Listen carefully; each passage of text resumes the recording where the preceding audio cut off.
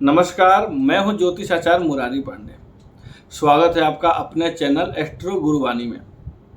मित्रों, हम आज चर्चा करेंगे काल सर्प दोष की। आप सबको पता है कि अभी श्रावण का महीना चल रहा है। वैसे तो ज्योतिष शास्त्र के अनुसार दोषों का निवारण, यानी जो भी हमारे कुंडली में जो अशुभ दोष होते हैं उसका हम निवारण कभी भी कर सकते हैं। लेकिन यदि संभव हो और कुछ विशेष योग, विशेष मुहूर्त हमारे शास्त्रों में बताए गए हैं, यदि संभव हो तो ऐसे मुहूर्त में अगर हम उस पूजन करते हैं या उस दोष का निवारण करते हैं तो उसका लाभ हमारे दीर्घकालिक पड़ता है और उसका लाभ पूर्ण रूप से हमें प्राप्त होता है और उस दोष का जो दुष्प्रभाव है वो काफ़ी हद तक कम भी हो जाता है। जी हाँ, हम बात कर रहे हैं काल सर्प दोष की। मित्रों, आप सबको पता होगा कि कुंडली में मांगलिक दोष या काल सर्प दोष या गुरु चंडाल दोष, कुछ ऐसे दोष है जो नाम से ही ऐसे लगते हैं कि कितना भयानक है और हमें वो डराते रहते हैं। और यहाँ तक कि जब बच्चा पैदा होता है तो सबसे पहले माता पिता या अपने जो बड़े बुजुर्ग यही पता करते हैं कि हमारा बच्चा मांगलिक तो नहीं है या हमारा बच्चा काल सर्प दोष में तो नहीं पैदा हुआ है। तो जो काल सर्प दोष, हम आज चर्चा करेंगे खासतौर पे काल सर्प दोष की। तो जो काल सर्प दोष है वो श्रावण के महीने में नाग पंचमी के दिन विशेष पूजन करने का फल बताया गया है।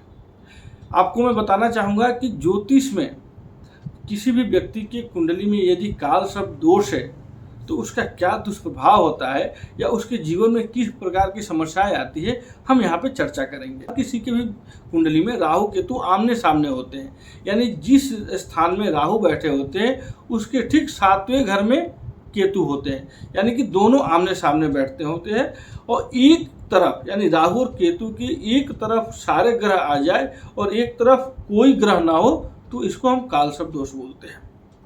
इसके और क्या लक्षण होते हैं, व्यक्ति के जीवन में किस प्रकार की समस्याएं आती है, उसके बारे में भी हम चर्चा करेंगे। सबसे पहली बात तो है कि जिस व्यक्ति के काल सर्प दोष होता है उसके शिक्षा में बाधा आती है, उसकी पढ़ाई में व्यवधान आता है, रुकावटें आती है, अड़चनें आती है। कई बार वो पढ़ाई कंप्लीट नहीं कर पाता है या किसी भी कारण से उसके पढ़ाई में ब्रेक लग जाता है। दूसरी जो सबसे बड़ी समस्या क्या होती है कि जिस व्यक्ति के कुंडली में काल सर्प दोष होता है, यानी काल सर्प दोष का मतलब कि राहु का प्रभाव उस व्यक्ति के ऊपर ज़्यादा पड़ता है। राहु चूँकि अशुभ ग्रह है तो अशुभ ग्रह होने की वजह से उसके जीवन में अशुभता ज़्यादा आएगी, व्यक्ति चंचल बहुत होगा, किसी भी चीज़ को करने में 100% फोकस नहीं लगाएगा, माइंड उसका जो है वो डाइवर्ट होता रहेगा। यदि किसी व्यक्ति की कुंडली में काल सर्प दोष है तो इसका सीधा सा तात्पर्य है कि जो उस व्यक्ति के कुंडली में जो शुभ ग्रह है, जैसे बृहस्पति है, चंद्रमा है, बुध है, वो अपना शुभ फल नहीं दे पाते क्योंकि राहु केतु दोनों अपने अंडर में उसको ग्रसित कर लेते हैं। इसको ग्रहण दोष भी कहा जाता है। तो जब राहु केतु सारे ग्रहों को ग्रसित कर लेते हैं तो जो शुभ ग्रह होते हैं वो भी अपना शुभ फल नहीं दे पाते, इसलिए व्यक्ति के जीवन में कठिनाइयाँ ज़्यादा आती है, बाधाएं ज़्यादा आती है, उसके हर काम में रुकावटें आती है। चाहे वो शिक्षा के क्षेत्र में हो, उसको पढ़ाई में भी दिक्कत होती है। यदि वो व्यापार कर रहा है तो व्यापार में भी बार बार असफलता मिलती है या जिस हिसाब से उसको सफलता मिलनी चाहिए, जिस हिसाब से वो मेहनत करता है, परिश्रम करता है, उतनी सफलता नहीं मिल पाती है। यदि वो नौकरी में भी है तो उससे कम जानकारी वाले व्यक्ति उससे आगे बढ़ जाते हैं, उसका इंक्रीमेंट हो जाता है। लेकिन उस व्यक्ति का, जिस व्यक्ति के कुंडली में काल सर्प दोष है, उसकी तरक्की जल्दी नहीं होती है। यहाँ तक कि यदि राहु का 5वें घर से संबंध है, क्योंकि कुंडली में किसी न किसी घर में तो राहु होंगे या उनकी दृष्टि पड़ेगी, तो संतान उत्पत्ति में भी दिक्कतें आती है, समस्याएं आती है या मिसकैरेज, एबॉर्शन इत्यादि की भी समस्याएं आ जाती है। तो राहु केतु के द्वारा जो काल सर्प दोष होता है वो व्यक्ति के जीवन में अनेक प्रकार की समस्याएं पैदा करता है। मतलब एक खुशहाल जीवन जो होना चाहिए वो नहीं होने देता है, गलत संगत में भी पहुंचा देता है व्यक्ति को, गलत लोगों से उसका संपर्क हो जाता है जिसमें से गलत रास्ते में भी चल जाता है। क्योंकि राहु का आधिपत्य ज़्यादा होता है तो राहु शॉर्टकट रास्ता ढूंढते हैं जीवन में। तो ऐसे व्यक्ति मतलब ऐसे वो जीवन में आगे बढ़ना चाहते हैं कि हम बहुत जल्दी अमीर बन जाए या बहुत जल्दी हम तरक्की कर लें, जिस वजह से वो फंस जाता है या वो बहुत परेशानियों में घिर जाता है। अब हम चर्चा करेंगे कि राहु केतु के द्वारा जो काल सर्प दोष है उस दोष का हम निवारण कैसे करें। देखिए, ज्योतिष की सबसे अच्छी बात यही होती है कि इसमें उपाय होते हैं, इसमें रेमेडीज होती है, इसके समाधान होते हैं। नहीं तो ज्योतिष में केवल समस्याएं हो, दोष हो, कालसर्प दोष हो, मांगलिक दोष हो, गुरु चंडाल दोष हो या अनेक प्रकार के दोष होते हैं। तो दोष हो और उसका उपाय ना हो तो कोई भी व्यक्ति ज्योतिष के पास नहीं जाएगा। डॉक्टर के पास कोई जाए, वो बीमारी बता दे और दवा ना दे तो क्यों पता करने जाएगा कोई। वैसे ही ज्योतिष की में लागू होता है कि ज्योतिष की सबसे अच्छी बात यही होती है कि इसमें समाधान होता है। इसीलिए किसी व्यक्ति के कुंडली में यदि कालसर्प दोष है तो इसको बहुत ज़्यादा परेशान होने की ज़रूरत नहीं है। इसका बहुत सारे हमारे धर्म ग्रंथों में छोटे छोटे घरेलू उपाय भी बताए गए हैं, जिसको करने से इस समस्या से हम मुक्ति पा सकते हैं या दोष को काफ़ी हद तक कम कर सकते हैं। सबसे पहला उपाय, क्योंकि आपको पता है कि राहु और केतु से कालसर्प दोष बनता है, तो राहु और केतु के जो वैदिक मंत्र है उसका जाप करके हवन कर लेना चाहिए।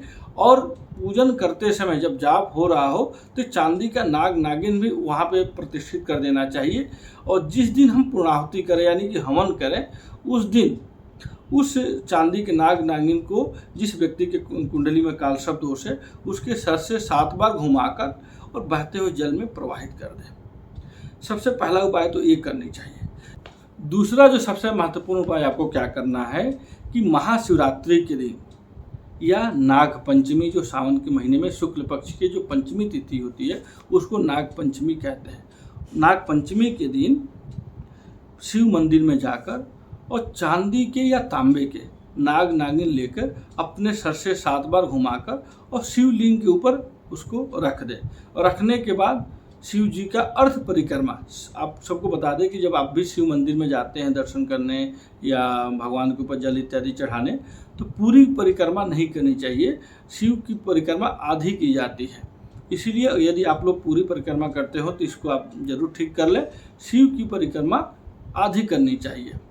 तो जहाँ से जल गिरता है उसको पार नहीं किया जाता, वहाँ तक जाइए, फिर वापस आकर फिर वहीं पे कर लीजिए। तो शिव की आधी परिक्रमा करके हाथ जोड़कर और आ जाना चाहिए। और एक घरेलू उपाय आपको बताऊं, नारियल, जो सूखा नारियल होता है वो लेकर अपने सर से 7 बार घुमाकर और बहते हुए जल में उसको प्रवाहित कर दें, विसर्जित कर दें। और विसर्जित करने के बाद पीछे मुड़ के न देखें, आप वहाँ से आगे बढ़ जाए। तो इसको करने से भी आपको काफ़ी ज़्यादा लाभ मिलेगा। जो राहु केतु के द्वारा जो कालसर्प दोष है वो काफ़ी हद तक उसका दुष्प्रभाव कम होगा। हाँ, ये जो करना है शनिवार के दिन करना है, शनिवार के दिन संध्या के समय। महामृत्युंजय का मंत्र आप प्रतिदिन जाप करें, इससे भी जो कालसर्प दोष होता है इसका जो दुष्प्रभाव है वो काफ़ी हद तक कम हो जाता है। महामृत्युंजय का मंत्र आपको मैं सुना देता हूँ। ओम ह्रौं जूं सः ओम भूर्भुवः स्वः ओम त्र्यंबकं यजामहे सुगंधिं पुष्टिवर्धनम् उर्वारुकमिव बन्धनान् मृत्योर्मुक्षीयमामृतात् स्वरभुवः सः जुं हौं ओम। इस संपुट लगा के महामृत्युंजय बोला जाता है। इस मंत्र को आप नियमित जाप करें, 11 बार, 21 बार, जितना भी हो सके, तो भी कालसर्प दोष का प्रभाव कम होता है। कोई भी व्यक्ति, ये बड़ा मंत्र है, उच्चारण में अगर शुद्धता नहीं है तो लघु मृत्युंजय भी है, उसका भी यदि जाप करें, उसका भी यदि पाठ करें तो इस दुष्प्रभाव से हम बच सकते हैं। लघु मृत्युंजय इस प्रकार है, ओम हौं जुं सः। इस मंत्र का भी यदि आप जाप करें तो कालसर्प दोष के दुष्प्रभाव से हम बच सकते हैं। यदि इसमें भी करने में कोई आपको कठिनाई या दिक्कत समस्या आ रही है तो सिंपल सा ओम नमः शिवाय, ये पंचाक्षर मंत्र है भगवान शिव का, आप इसका भी करें, बहुत आनंद आएगा, आप बहुत लाभ मिलेगा और कालसर्प दोष का जो दुष्प्रभाव है वो काफ़ी हद तक कम हो जाएगा। उम्मीद करता हूँ कि वीडियो आपको पसंद आई होगी। पसंद आया है तो मुझे ज़रूर बताइए कमेंट करके कि आपको कैसी लगी है या इसमें कौन सा उपाय आप कर रहे हैं, ये मुझे ज़रूर बताइएगा। हाँ, कोई यदि आपको मंत्र चाहिए जो आपको व्हाट्सएप पे या आपको चाहिए कि हम उसको उच्चारण करके बोल के या उसको लिख के दें आपको, तो आप निसंकोच अपना व्हाट्सएप नंबर हमें भेजिएगा, कमेंट बॉक्स में लिखिएगा। मैं उस मंत्र को हिंदी में भी लिखूंगा, इंग्लिश में भी लिखूंगा और बोल के भी आपको बताऊंगा, जैसे कि आपको त्रुटि ना हो और शुद्धता के साथ आप उच्चारण कर सकें। जय सिया राम। शुभ हो, मंगलमय हो।